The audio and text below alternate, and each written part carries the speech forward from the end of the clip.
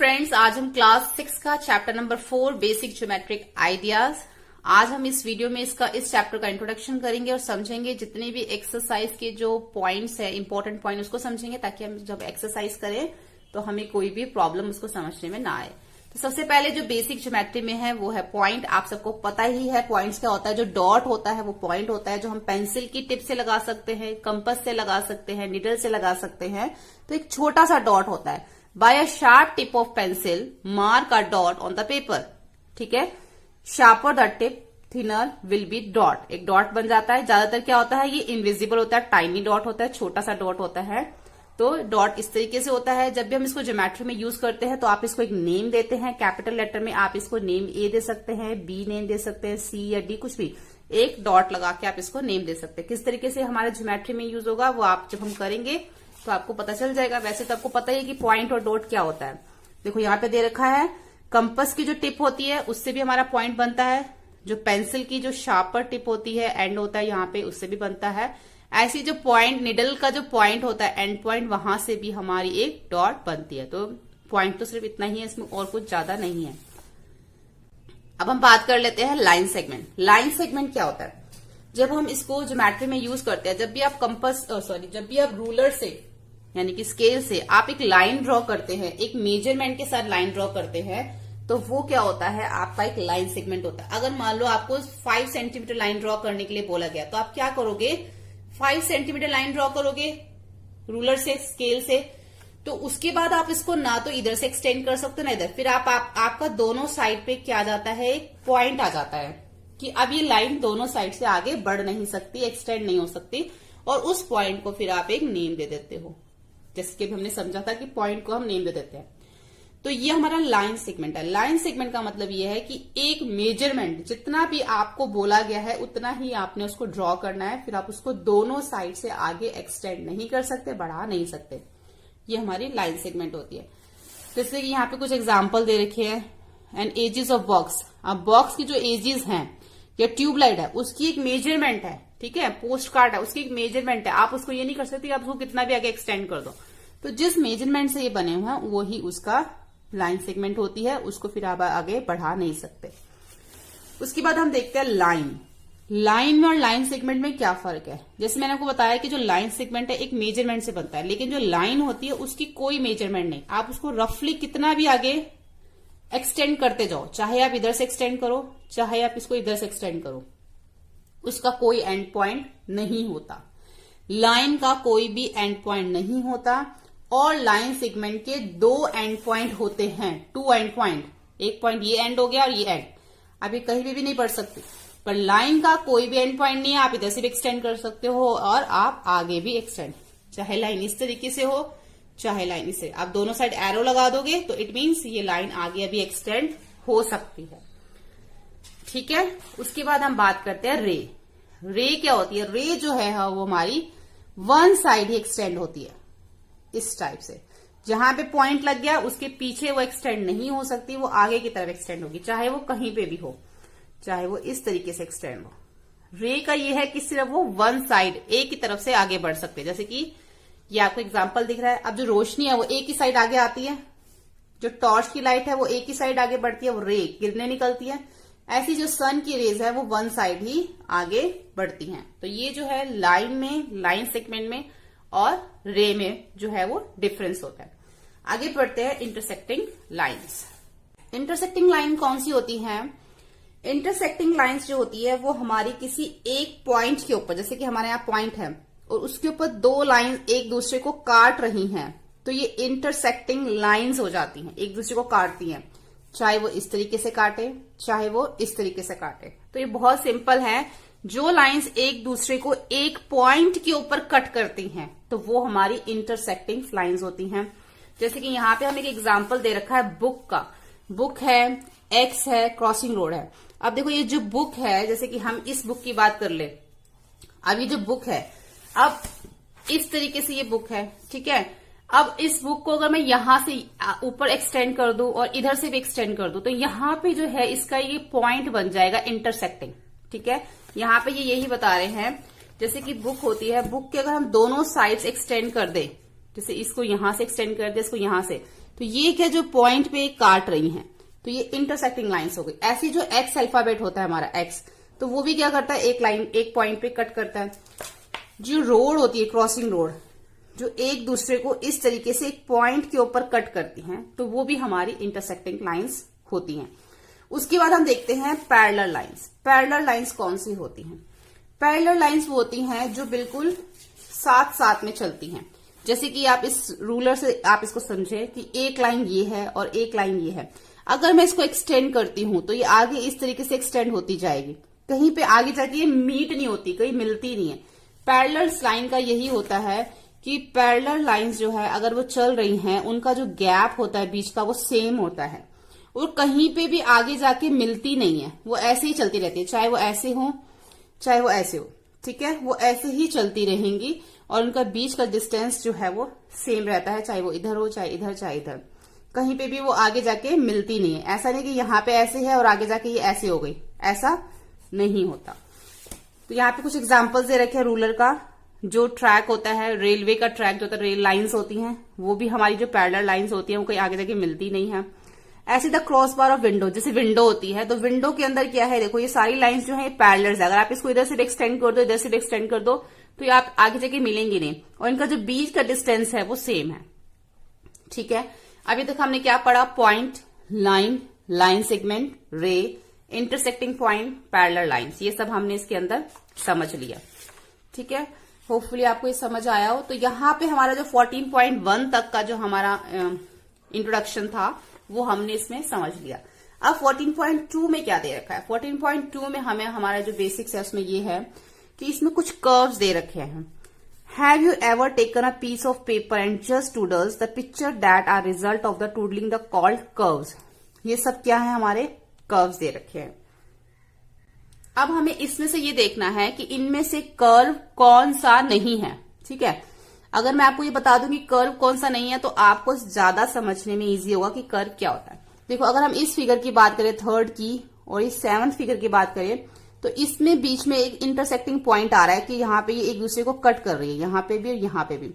जब कहीं पे भी कर्व के अंदर इंटरसेक्टिंग पॉइंट आ जाता है तो वो हमारा कर्व नहीं होता, फिर वो, ठीक है, ये हमारा कर्व नहीं है। तो बाकी सब हमारे क्या कर्व है, क्योंकि यहाँ पे भी इंटरसेक्टिंग नहीं है, यहाँ पे भी कुछ क्रॉस नहीं हो रहा, यहाँ पे भी क्रॉस नहीं हो रहा, यहाँ पे भी और यहाँ पे भी एक दूसरे को ये क्रॉस नहीं कर रहे, इंटरसेक्ट नहीं कर रहे। तो बाकी सब क्या है? हमारे कर्व है। इसको भी हम कर्व ही काउंट करते हैं ज्योमेट्री में, क्योंकि कहीं पे भी ये एक दूसरे को काट नहीं रहा, ठीक है। अब बात करते हैं ओपन कर्व और क्लोज कर्व की, कि ओपन कर्व क्या होता है, क्लोज कर्व क्या। देखो, जो कर्व खुला होगा कहीं किसी भी साइड से, अगर वो ओपन है तो वो ओपन कर्व है, अगर वो सारी साइड से क्लोज है, बंद है, तो वो क्लोज कर्व है।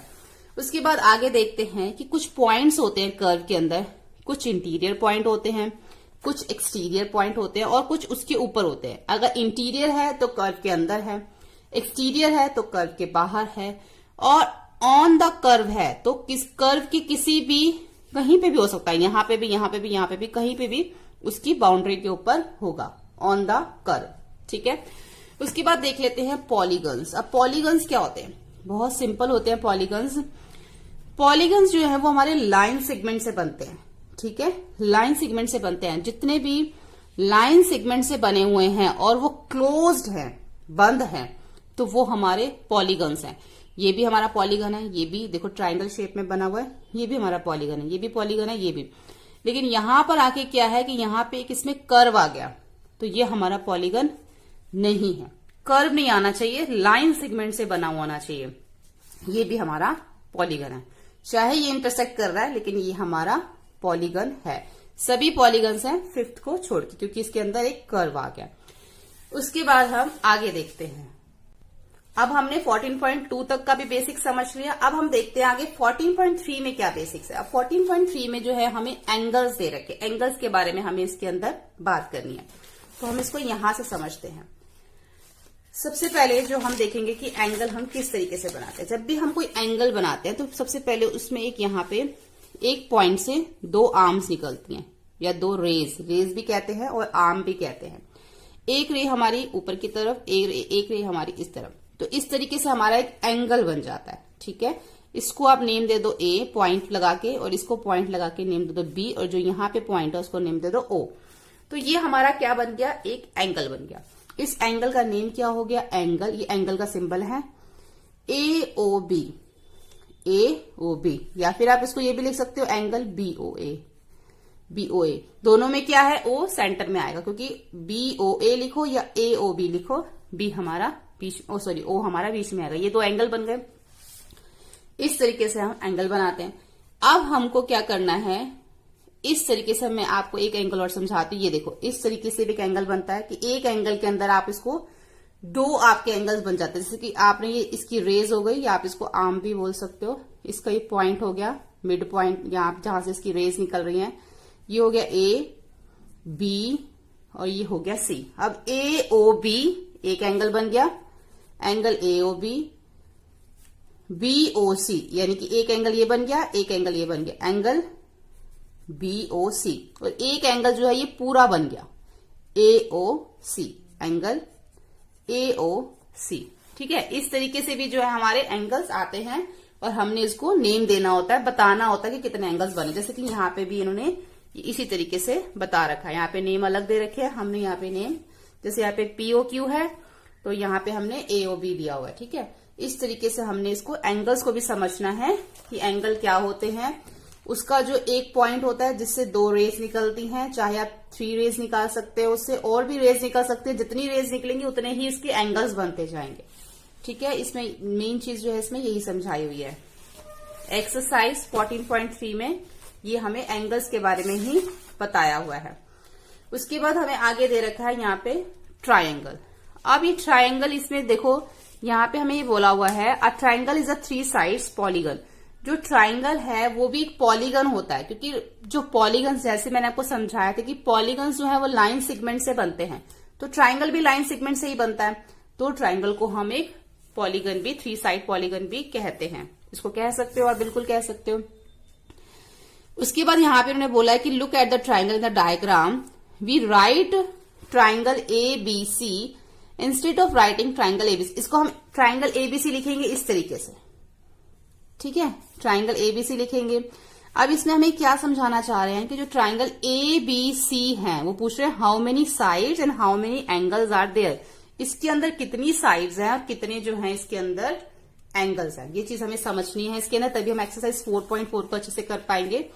अब जो ट्राइंगल है उसमें 3 साइड्स होती है। कैसे, ए बी एक साइड हो गई, ए सी दूसरी साइड हो गई, और बी सी तीसरी साइड हो गई। ए बी ऊपर सिंबल किस चीज का है, लाइन का। ए बी, बी सी और सी ए, ये तीनों लाइन्स हो गई, और लाइन से क्या बना हमारा, पॉलीगन बना। द 3 एंगल्स आर, अब इसमें एंगल्स भी देखो 3 बनेंगे। बी ए सी, देखो ये हर एक एंगल बनाओ। एक एंगल हमारा ये है, एक एंगल ये है, और एक एंगल ये, 3 एंगल है। अब आप इसको तीनों के नेम लिख सकते हो।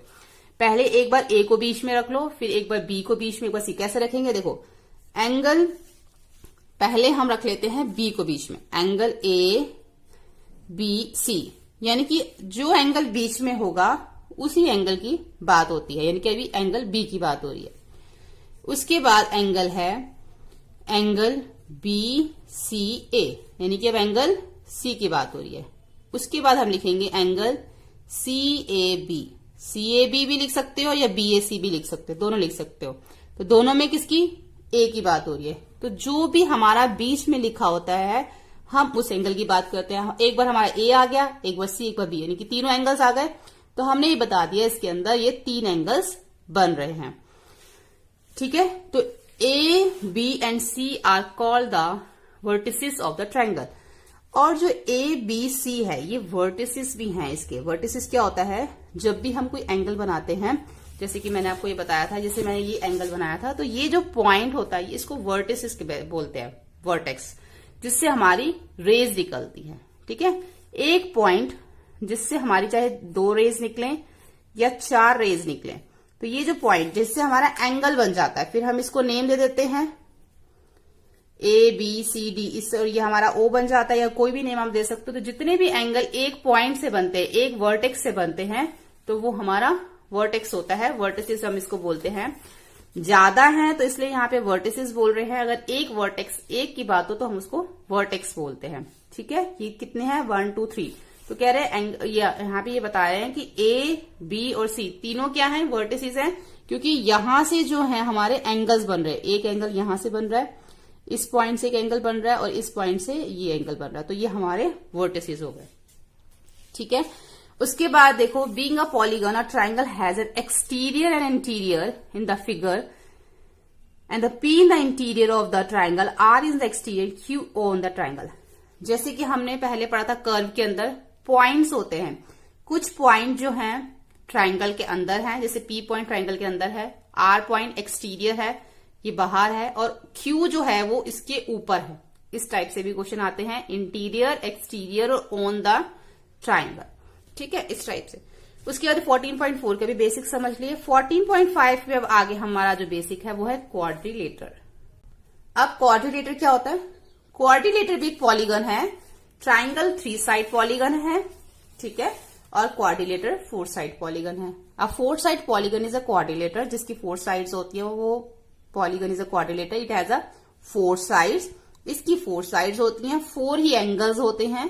And in the case of triangle, you can visualize in the interior too, जैसे कि अब हम आगे देखेंगे A B C D। ठीक है, ये क्वाड्रिलेटर है A B C D, जिसके अंदर एक A B लाइन है, जैसे कि यहां दे रखा है A B line, B C line, C D line और D A लाइन, ये सब है। इट हैज अ 4 एंगल्स, इसके 4 एंगल है, angle A, angle B, angle C और एंगल D। 4 एंगल्स हैं इसके, क्योंकि एक वर्टेक्स से यहां से एक एंगल बन रहा है, एक एंगल यहां से, एक एंगल यहां से, तो 4 इसके एंगल है। उसके बाद आगे क्या दे रखा है इसमें, in any quadrilateral ABCD, AB line AB and line BC are adjacent sides, can you write other pair of the adjacent side. अब हमें बताना है कि इसमें एडजेसेंट साइड्स कौन सी हैं। देखो यहां से हम समझ लेते हैं, ये क्वाड्रिलेटर यहां पे दे रखा है। एक तो हमें एडजेसेंट साइड बतानी है, एक हमें इसके अंदर ऑपोजिट साइड्स बतानी है। क्या बताना है? एक इसमें एडजेसेंट साइड बतानी है, ऑपोजिट साइड्स बतानी है। ठीक है, name the other pair of opposite side. तो सबसे पहले हम ये देख लेते हैं, यहां पे जैसे दे रखा है कि A and C are said to be opposite angle. पहले हम ये समझ लेते हैं कि जो A का जो ऑपोजिट है C है। A क्या है? एक एंगल है यहां पर, और C भी बिल्कुल उसके ऑपोजिट एंगल बना हुआ है। A का ऑपोजिट C है और B का ऑपोजिट D एंगल है। ठीक है, ये चीज समझ आ गई। A का ऑपोजिट C एंगल है और B का ऑपोजिट D एंगल है। उसके बाद हम बात करते हैं, अब एडजेसेंट साइड्स पूछा था उन्होंने हमसे कि एडजेसेंट साइड्स कौन सी होती है। देखो एडजेसेंट साइड्स वो होती हैं जो हमारी एक ही पॉइंट से निकलती है। जैसे कि अब एक वर्टेक्स है, एक एंगल है, एक पॉइंट यहां पे हो गया। अब इससे हमारी ए बी भी बन रही है और इससे हमारी ए और डी भी बन रही है। ठीक है, तो ए बी के एडजेसेंट क्या हो गई? A D. ठीक है, ए बी के एडजेसेंट कौन सी साइड हो गई? A D. अब डी से हमारी कौन सी बन रही है? डी से हमारी सी पे भी जा रही है, डी से हमारी ए पे भी जा रही है। तो हमारी जो ए डी के एडजेसेंट हो गई डी सी, या फिर डी सी के एडजेसेंट ए डी लिख सकते हो आप। ये चीज मेन आपको समझनी है, जब हमारी एक ही वर्टेक्स से 2 लाइंस निकलती हैं यहां पे, एक इधर और एक इधर, तो वो हमारी एडजेसेंट साइड्स होती हैं। ये चीज समझ आ गई। दूसरा ने हमसे पूछा था ऑपोजिट साइड। ऑपोजिट साइड मतलब बिल्कुल उसके सामने की। जैसे ए बी के ऑपोजिट क्या है? डी सी, और सी बी के ऑपोजिट क्या है? D A. ये हमारी ऑपोजिट साइड्स हो गई और ये हमारी एडजेसेंट साइड्स हो गई जो एक ही पॉइंट से निकलती हैं। इन दोनों का डिफरेंस आपको समझना है, एडजेसेंट साइड का और ऑपोजिट। ऑपोजिट जो बिल्कुल उसके सामने होगी, एडजेसेंट जो एक ही पॉइंट से निकलेगी। ठीक है, अब आपको ये भी समझ आ गया, एडजेसेंट साइड, ऑपोजिट साइड और ऑपोजिट एंगल भी मैंने आपको बता दिए। उसके बाद आ जाता है एडजेसेंट एंगल। अब एडजेसेंट एंगल्स कौन से होते हैं? एडजेसेंट एंगल्स हमारे जो हमारे एक ही लाइन पे, जैसे कि अब ये एक लाइन है यहां पे, उसकी एक साइड पे तो एंगल सी बना हुआ है और एक साइड पे एंगल डी बना हुआ, तो ये हमारा एडजेसेंट एंगल है। सी जो है वो एडजेसेंट है डी के और डी जो है वो एडजेसेंट है सी के। ऐसे यहाँ पे ए बी के और बी सी का एडजेसेंट है, क्योंकि ये एक ही लाइन पे बने हुए हैं, और एक ही लाइन पे ए बना हुआ है और डी बना हुआ है, और एक ही लाइन पे बी और सी, ये दोनों एडजेसेंट है। ठीक है, ये चीजें थोड़ा सा आपको ध्यान रखनी है। कोऑर्डिनेटर के अंदर क्या क्या याद रखना है? Adjacent sides, opposite sides, adjacent angle और ऑपोजिट एंगल्स। ठीक है, ये जो 4-5 चीजें हैं ये हमें इसके अंदर याद रखनी है। एक बार हम फिर से देख लेते हैं कि एडजेसेंट साइड्स कौन सी होती हैं? जो एक पॉइंट से निकलती हैं, दो लाइंस, डी से सी और डी से ए, ये दोनों हमारी एडजेसेंट साइड्स हो गई। ठीक है, और एडजेसेंट एंगल कौन से हो गए? जो एक ही लाइन पे होते हैं दोनों, ये हमारे एडजेसेंट एंगल्स हो गए। ऑपोजिट क्या होता है? जो बिल्कुल आमने सामने होता है। ठीक है, ये हमारी ऑपोजिट साइड्स हो गई, और एंगल्स जो हमारे आमने सामने एंगल्स होते हैं वो ऑपोजिट एंगल हो गए। ठीक है, तो ये हमारा 4.5 का भी हमने बेसिक समझ लिया। 4.6 में क्या है? अब 4.6 में जो है पार्ट ऑफ सर्कल्स हैं, सर्कल के बारे में बात हो रही है। सबको पता है कि सर्कल इस तरीके से बनता है। सर्कल के बाद बीच में एक सेंटर पॉइंट होता है, जिसको आप कोई भी नेम दे सकते हो। यहाँ पे सेंटर पॉइंट का नेम दे रखा है सी। ठीक है, उसके बाद सी जब हमारे सेंटर पॉइंट से होके एक लाइन निकलती है, जैसे मान लो मैंने यहाँ पे एक सर्कल लिया और यहाँ पे मेरा सेंटर पॉइंट, और सेंटर पॉइंट से जो एक लाइन निकलती, इसको हम बोलते हैं डायामीटर। ठीक है, ये हमारा डायामीटर होता है। अब इसमें 2 डायामीटर, एक तो ए, यहाँ पे इसका नेम नहीं दे रखा, तो हम यही डायामीटर काउंट करेंगे क्योंकि इसमें नेम दे रखा है। पी और एम क्या है? एक डायामीटर दे रखा है इसके अंदर। ठीक है, क्योंकि सेंटर पॉइंट से होकर निकल रहा है।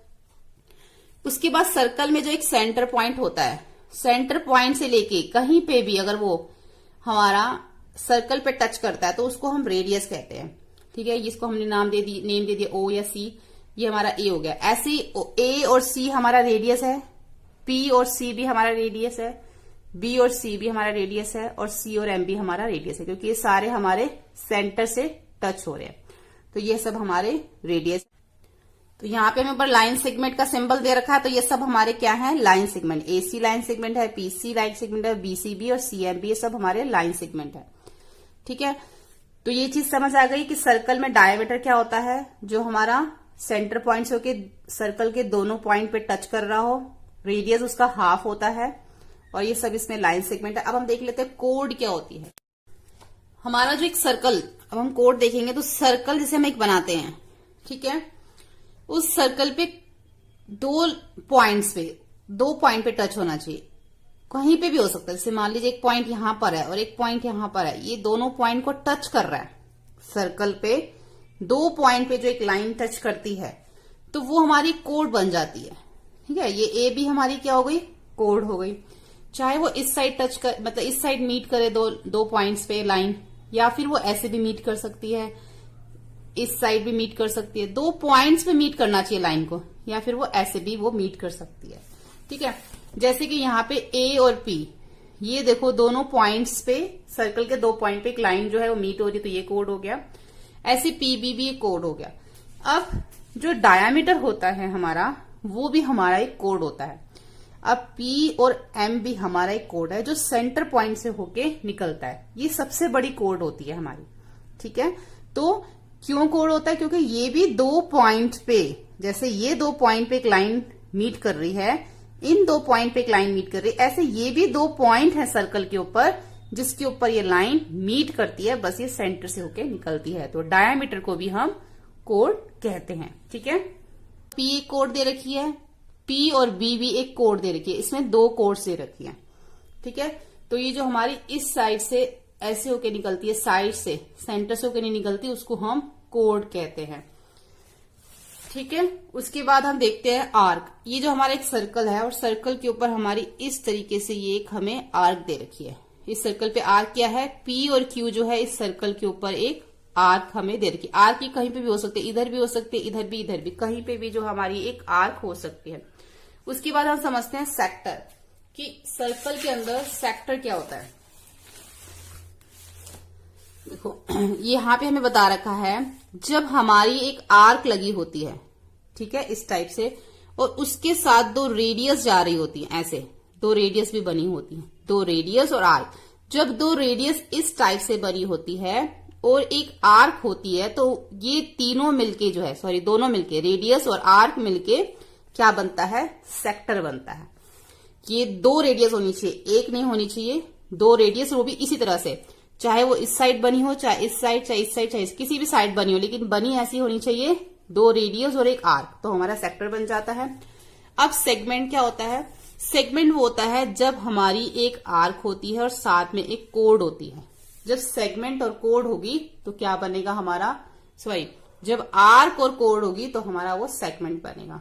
ठीक है, तो ये चीज याद रखनी है, आर्क और कोड जब होगी तो सेगमेंट, दो रेडियस और आर्क होगी तो वो सेक्टर बनेगा। ठीक है, तो यहाँ पे हमने 14.6 का भी बेसिक्स जो है उसको समझ लिया।